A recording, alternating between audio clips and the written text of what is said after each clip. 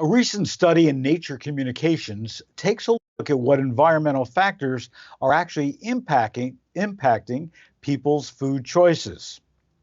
So, what's interesting about this study, beyond the resulting observations, is that it was conducted on a mobile app.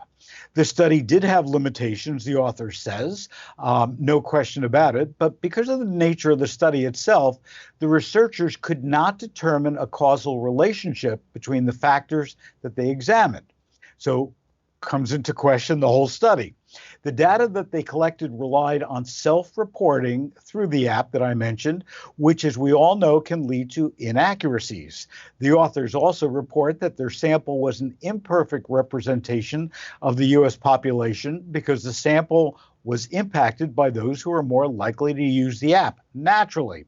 And those typically are women and people with higher income levels.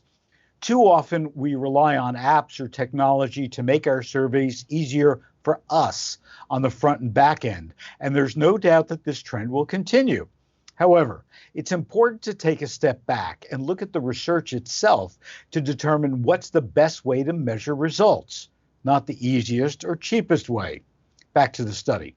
Overall, the scientists find that higher education levels, increased access to grocery stores, and reduced access to fast food had associations with a higher intake of fruits and vegetables, a lower intake of soda and fast food, a lower prevalence of obesity and being overweight.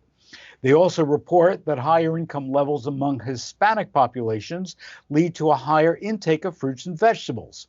The associations were weaker among white populations, reinforcing the fact that we need to identify cultural eating patterns to correctly report food consumption data.